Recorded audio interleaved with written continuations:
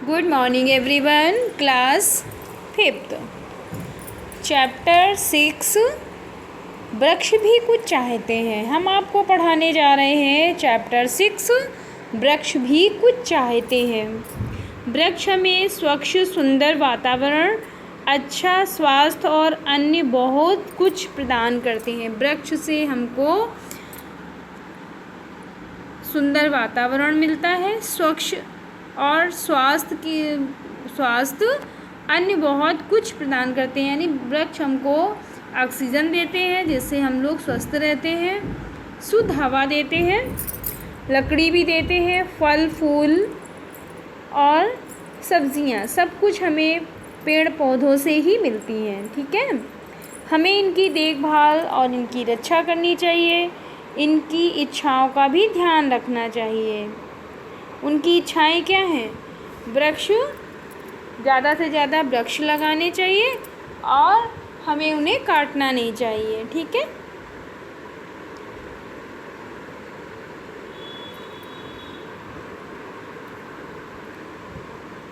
अब चैप्टर देखते हैं। स्नेह निकेतन विद्यालय में छुट्टियों के दिन में भी चहल पहल रहती थी। स्नेह निकेतन एक विद्यालय है और उसमें छुट्टियां जब हो जाती थी उस समय भी चहल पहल रहती थी, यानी लोग आते जाते रहते थे।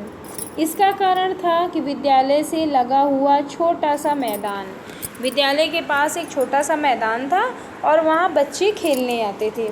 बच्चों को जितना प्यार उस मैदान से था उतना अपने घर से भी नहीं था, क्योंकि बच्चे जहाँ खेलते हैं वहाँ वो उसको बहुत प्यार करते हैं। ठीक है, तो बच्चे उस मैदान को बहुत प्यार करते थे।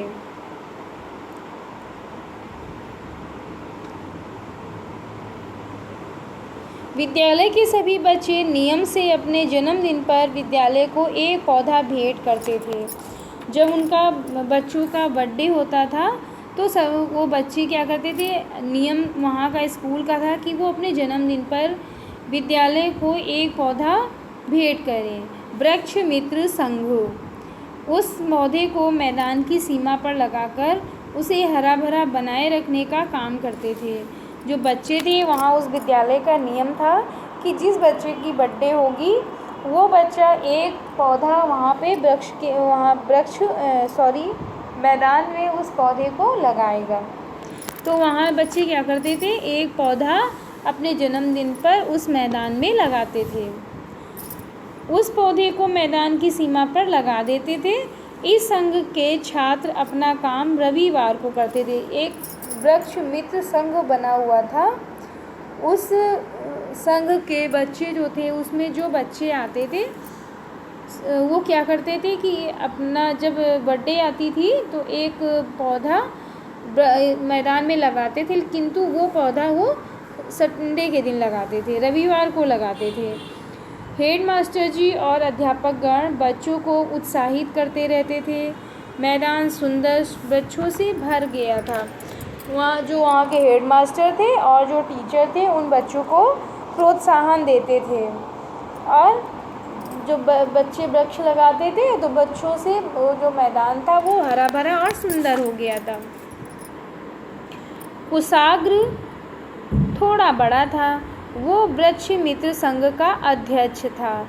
एक दिन कुशाग्र और उसके साथी मैदान में खेल रहे थे। अचानक एक बड़ी कार मैदान के पिछले दरवाजे पर आकर रुकी। जो मैदान का पिछला हिस्सा था वहाँ पर एक कार आई और उसमें से दो मोटे तगड़े आदमी उतरे। जो मोटे मोटे आदमी नीचे उतरे उन्होंने कीमती वस्त्र पहने हुए थे। वे बिना किसी की अनुमति के मैदान में घुस आए और चारों ओर निरीक्षण करने लगे। बच्चे उन्हें देखकर डर गए। बाद में पता चला कि वे शहर के बड़े बिल्डर हैं और इस ज़मीन पर फ्लैट बनाने की सोच रहे हैं। इस समाचार से सारे विद्यालय में दुख की घटा छा गई। बच्चे जो थे वो मैदान में खेल रहे थे कि एक कुशाग्र जो था वो सबसे बड़ा था और वो वृक्ष मित्र संघ का अध्यक्ष था। तो एक दिन सभी साथी मैदान में खेल रहे थे। अचानक से एक जो मैदान था, मैदान के पिछले हिस्से के दरवाजे पर एक गाड़ी आके रुकी और उस गाड़ी से 2 मोटे मोटे आदमी उतरे। उन्होंने कीमती वस्त्र पहने हुए थे और वो बिना किसी की अनुमति मीन्स आज्ञा, बिना किसी आज्ञा के आके मैदान में खड़े हो गए और वो चारों तरफ उस मैदान का निरीक्षण करने लगे।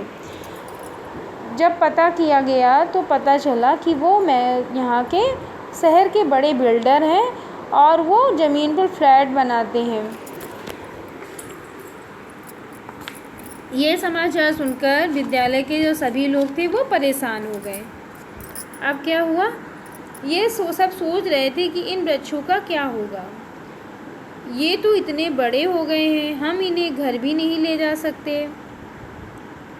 क्या हमारे प्यारे प्यारे पेड़ काट दिए जाएंगे। कुशाग्र से रुका न गया। अचानक वो उठा और सीधे जो कुशाग्र बच्चा था वो बहुत ज़्यादा परेशान हो गया और उससे रहा नहीं गया और वो सीधे उठा और प्रधानाध्यापक के कमरे में घुस गया।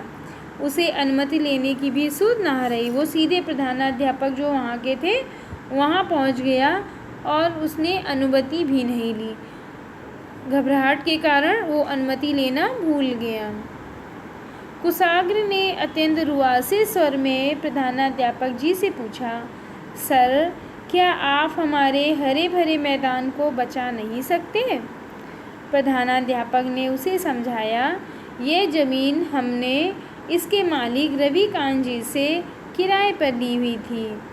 आज उन्हें इसकी अच्छी कीमत मिल रही है, इसलिए उन्होंने इसे बेचने का फैसला कर लिया है। ज़मीन की कीमत बहुत अधिक है, इसे खरीदना हमारे बस की बात नहीं है। मैं स्वयं बहुत दुखी हूँ। प्रधानाध्यापक जी ने बोला कि मैं भी